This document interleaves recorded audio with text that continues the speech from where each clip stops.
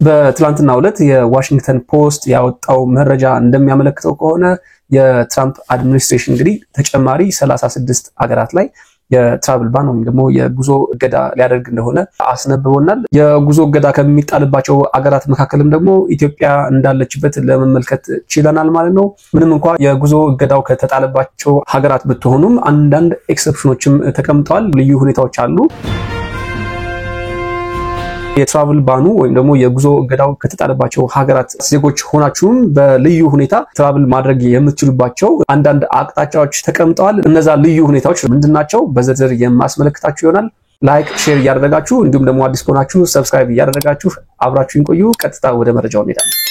ከዚህ ቀደም እንደምታስታውሱት በቅርቡ የዶናልድ ትራምፕ አድሚኒስትሬሽን ወደ 19 የሚጠቁ ሀገራት ላይ የትራቭል ባን ወይም ደግሞ የጉዞ እገዳ አድርጎ እንደነበረ የምናስታውሰው ነው። 12ቱ ሀገራት ላይ ሙሉ በሙሉ የጉዞ እገዳ ያደረገ እንደነበረና እንዲሁም ደግሞ 7ቱ ሀገራት ላይ ደግሞ በከፊል የጉዞ እገዳ አድርጎ እንደነበረ የምናስታውሰው ነው። የዶናልድ ትራምፕ አድሚኒስትሬሽን የጉዞ እገዳውን ያደረገበትን ምክንያት እንደሚከተለው አስረድቶ እንደነበር የምናስታውሰው ነው። ቪዲዮውን ተመልክተን እንመለስ።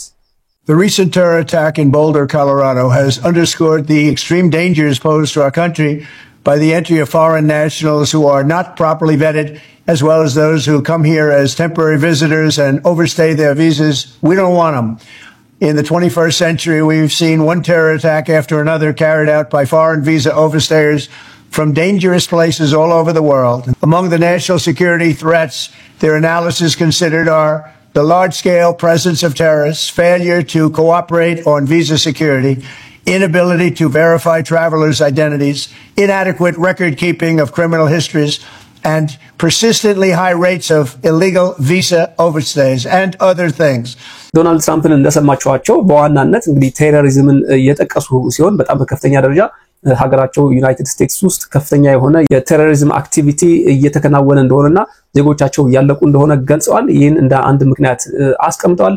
ሌሎች የጠቀሷቸው ምክንያቶች አሉ። ከነዛም መካከል ደግሞ ላክ ኦፍ ፕሮፐር ቬቲንግ ሲሉ ተናግረዋል። ይህ ማለት ምንድነው? እንግዲህ ምናልባትም ከሌሎች ሀገሮች የሚወጡ ዜጎች አስፈላጊውን ምርመራ ወይም ደግሞ ማጣራት እየተደረገባቸው እንዳልሆነ ከዛም በተጨማሪ አንዳንድ ሀገራት ስለማንነታቸው የሚገልጹ ዶክመንቶችን ያለማጋራት ችግር እንዳለ የገለጹት ዶናልድ ትራምፕ አክለውም ደግሞ ከፍተኛ የሆነ የቪዛ ኦቨርስቴይ ሬት ያለባቸው ያ ማለት እንግዲህ በተለያየ ቪዛ ወደ ሀገር መጣው የቪዛው ጊዜ ካለፈ በኋላ ዩናይትድ ስቴትስ ውስጥ የሚቆዩ ዜጎች የሚበዙባቸው ሀገራት እገዳው ሊጣልባቸው እንደቻለ ተናግረዋል። ይህን ያደረጉበትን ምክንያት ሲያብራሩ እንግዲህ በአሜሪካን ሀገር ወይ ደግሞ በዩናይትድ ስቴትስ ከፍተኛ የሆነ ናሽናል ሴኩሪቲ እክል እየገጠመ እንደሆነና የዜጎቻችንን ደህንነት ለመጠበቅ ሲባል ይህንን የጉዞ እገዳ ልናደርግ ችለናል ብለዋል። በአሁኑ ሰዓት ደግሞ በጣም በሚያሳዝን ሁኔታ ተጨማሪ 36 ሀገራትን በዋናነት ደግሞ 25 የአፍሪካ ሀገራትን ያካተተ የትራቭል ባን ሊያደርጉ እንደሆነና ለነኛ ሀገራትም ደግሞ የ60 ቀን የዴድላይን እንደተሰጣቸው ተናግረዋል። በዚህ የ60 ቀን ዴድላይን ውስጥ ደግሞ እነኛ ሀገራት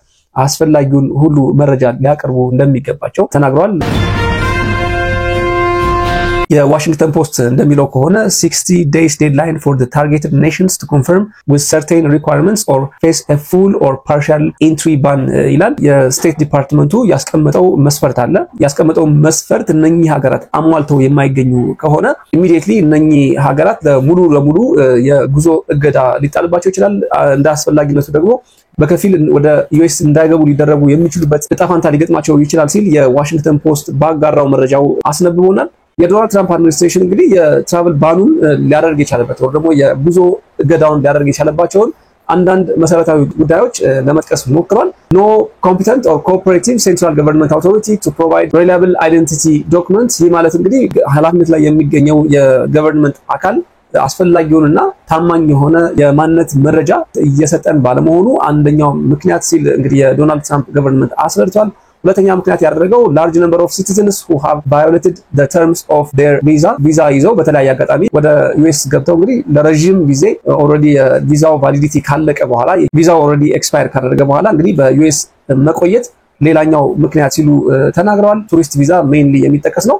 ከነኚህ በተጨማሪ ደግሞ አንቲ አሜሪካን አክቲቪዝም እንዲፈጽሙ ማድረግ አሜሪካን ሀገር ሆነው አጌንስት አሜሪካ የሆኑ አንዳንድ እንቅስቃሴዎችን የሚያደርጉ ሰዎችን የሚያግዙ ግለሰቦች ያሉባቸው ሀገራትም በዚህ የትራቭል ባን ሊካተቱ ይችላል ብለዋል። በመጨረሻም ደግሞ ገቨርንመንት ፍራውድ ወይ ደግሞ በመንግስት ደረጃ የሚደረግ እንግዲህ ማጭበርበር ምናልባትም የውሸት ዶክመንቶችን ያዘጋጀ የሚሰጥ የገቨርንመንት ኦፊሻል የሚኖርባቸው ሀገራትም ደግሞ በዚህ ትራቭል ባን እንደተካተቱ ተናግረዋል ማለት ነው። ሶ በእነኚህ ጉዳዮች ውስጥ የተጠረጠሩና እጃቸው አለበት የተባሉ ሀገራት ለዚህ ትራቭል ባን ተጋላጭ ሆነዋል ማለት ነው። ቀደም ብዬ እንደነገርኳችሁ እነኚህ ሀገራት በተሰጣቸው 60 ቀን ውስጥ አስፈላጊውን መስፈርት የሚያሟሉ ከሆነ ያ ማለት ምንድነው የስቴት ኦፍ ዲፓርትመንት ኤስታብሊሽ ያደረገው ሪኳየርመንት አለ። ያን ሪኳየርመንት ወይም ደግሞ ያን መስፈርት አሟልተው የሚገኙ ከሆነ የትራቭል ባኑ ሊነሳላቸው እንደሚችል ነገር ግን ይህንን የማያሟሉ ከሆነ ቀደም ብዬ እንደነገርኳችሁ ሙሉ በሙሉ ባን ሊደረጉ ይችላሉ። እንዳስፈላጊነቱ ደግሞ በከፊል የጉዞ እገዳ ሊደረግባቸው ይችላል ማለት ነው። ሆኖም የዶናልድ ትራምፕ አድሚኒስትሬሽን አንድ ፕሪቪሌጅ ለሀገራቱ አስቀምጧል። ይህ ፕሪቪሌጅ ምንድነው? የዶናልድ ትራምፕ አድሚኒስትሬሽን ግለሰቦችን ዲፖርት ሲያደርግ በአንዳንድ ምክንያቶች እነዛን ግለሰቦች ወደ ሀገራቸው የማይመልስበት አጋጣሚ ይኖራል። ሜቢ ሀገራቱ ዜጎቻቸውን አንቀበልም የሚሉበት አጋጣሚ ሊኖር በሚችልበት ሁኔታ እነኚህን ግለሰቦች ወደ ሰርድ ካንትሪ ዲፖርት የማድረግ ሂደት እንደነበረ ሁላችንም የምናስታውሰው ነው። ሩዋንዳ ከዩኤስ ጋር ይህን ስምምነት እንደፈረመች ሁላችንም እናውቃለን። ሶ አንዳንድ ግለሰቦች ሀገሮቻቸው ደግሞ የተወለዱበት ሀገር መንግስት እነኚህን ግለሰቦች አንቀበልም የሚሉ ከሆነ ወደ ሩዋንዳ ዲፖርት የሚደረጉ ይሆናል ማለት ነው። ዶናልድ ትራምፕ ያስቀመጡት ፕሪቪሌጅ ምንድነው? እነኚህ 36 ሀገራት ምናልባት ሩዋንዳ የፈረመችው አይነት ስምምነት መፈረም የሚችሉ ከሆነና ሰርድ ካንትሪ ናሽናልስ የሆኑትን ለመቀበል ስምምነት ከፈጸሙና እነኚህን ዲፖርት የሚደረጉ ግለሰቦችን ለመቀበል ፍቃደኛ የሚሆኑ ከሆነ ቀደም የገለጽኳቸው ሪኳየርመንቶች ያን ያክል መሟላት ላይ ይጠበቅባቸው ይችላል። በተወሰነ ደረጃ ሊቀልላቸው እንደሚችል ዶናልድ ትራምፕ እንደ ፕሪቪሌጅ አስቀምጠዋል። ይህ በጣም የሚገርም ነው። ወደ መጨረሻው ነጥቤ ስመጣ እንግዲህ አንዳንድ ኤክሰፕሽኖች አሉ ወይ ደግሞ ልዩ ሁኔታዎች አሉ ብዬ ተናግሬ ነበር። እነዚህ ኤክሰፕሽኖች ምንድናቸው? ምንም እንኳን ዶናልድ ትራምፕ ከከለከላቸው ወይ ደግሞ የጉዞ እገዳ ካደረገባቸው ሀገራት ብትሆኑ በአንዳንድ ልዩ ሁኔታዎች ምክንያት እናንተ የትራቭል ባኑ ላይመለከታችሁ ይችላል ማለት ነው። ሶ እነኚህ ጉዳዮች ምንድናቸው? የመጀመሪያው if you are citizens and applying for your spouse children which is under 21 or your parents the travel ban doesn't apply to you።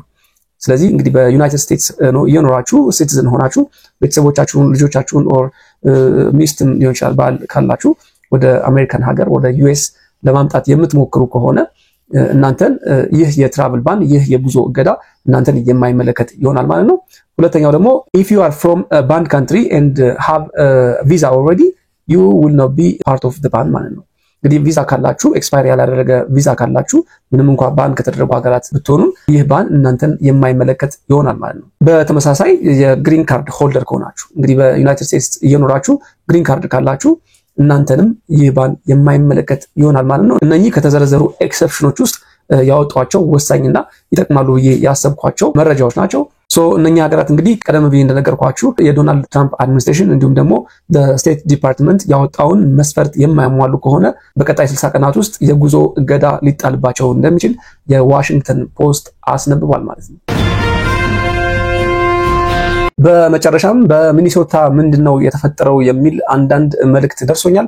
በሚኒሶታ የተፈጠረውን ጉዳይ በተመለከተ አጥር አድርጌ መረጃውን ላጋራችሁ። በአሜሪካ ሚኒሶታ በተፈጸመ ጥቃት የሚኒሶታ ሕግ አውጪ እንዲሁም ዴሞክራቷ መሊሳ ሆርትማን እና ባለቤቷ ተገድለዋል። መሊሳ ሆርትማን እና ባለቤታቸው በመኖሪያ ቤታቸው በተከፈተባቸው ጥቃት ነው የተገደሉት። በተጨማሪም ከኢትዮጵያ ጋር በተያያዘ ጉዳይ ሐሳባቸውን በማጋራት የሚታወቁት የዲሞክራቱ ጆን ሆፍማን እና ባለቤታቸው ላይም በመኖሪያ ቤታቸው በተደጋጋሚ ጥቃት ተፈጽሞባቸዋል። ጆን ሆፍማን እና ባለቤቱ ከሚከናወንላቸው ቀዶ ጥገና በኋላ በመልካም ጤንነት ላይ ይሆናሉ ተብሎ እንደሚጠበቅ የሚኒሶታ አስተዳዳሪ ገልጸዋል። መሊሳ ሆርትማን የሚኒሶታ የተወካዮች ምክር ቤት አፈ ጉባኤ በመሆን የሰሩ ሲሆን ከወራት በፊት ከዚህ ቦታቸው ለቀው በሕግ አውጭነት እየሰሩ ነበር። የሚኒሶታ ግዛት አስተዳዳሪ ቲም ዋልዝ ግድያውን ፖለቲካዊ ግድያ ያሉት ሲሆን ግድያው የፖሊስ ልብስ በለበሰና የፖሊስ መኪና የሚመስል መኪና በያዘ ሰው መፈጸሙ ተነግሯል። ገዳዩ ከግድያው በኋላ ከፖሊስ አባላት ጋር የተኩስ ልውውጥ ማድረጉ ሲዘገብ መኪናውን ጥሎ በእግር አምልጧል። በመኪናው ውስጥ የሌሎች የሕግ አውጪዎችን ዝርዝር የያዘ ማኒፌስቶ ሲገኝ የአሜሪካው ፕሬዝዳንት ዶናልድ ትራምፕ እንደዚህ አይነት ጥቃቶች በአሜሪካ ምድር ተቀባይነት የሌላቸውም ሲሉ ተናግረዋል። ፖሊስ ጉዳዩን እየፈለገ ሲገኝ የሚኒሶታ አስተዳዳሪ ዜጎች ለጊዜው ራሳቸውን ከፖለቲካዊ ሰልፎች እንዲያርቁ መክረዋል። እንግዲህ በአሜሪካን ሀገር በዩናይትድ ስቴትስ የዶናልድ ትራምፕን መምጣት ተከትሎ እጅግ ብዙ አሰቃቂና አደገኛ ጉዳዮችን እየተመለከትንና እያየን እንገኛለን። ዶናልድ ትራምፕን በተመሳሳይ በየጊዜው አዳዲስ አጀንዳዎችን ለህዝቡ እያቀበሉ ከፍተኛ የሆነ አለመረጋጋት ውስጥ እየከተቱት ይገኛሉ። ሆኖም በዚህ ሰዓት በጣም በርካታ ቁጥር ያለው ህዝብ እንዲሁም ደግሞ ከፍተኛ ደረጃ የሚገኙ አመራሮች ይህን አለመረጋጋት ለማስቆም ከፍተኛ ጥረት እያደረጉ ይገኛሉ። እንግዲህ ለዩናይትድ ስቴትስ መረጋጋትን እየተመኘው አብራችሁ ስለነበራችሁ እጅግ አድርጌ አመሰግናለሁ። ላይክ፣ ሼር እንዲሁም ደግሞ አዲስ ከሆናችሁ ሰብስክራይብ እያደረጋችሁ የሳም ዩቲዩብ ቻናል ቤተሰብ ይሁኑ። ጤና ይስጥልን።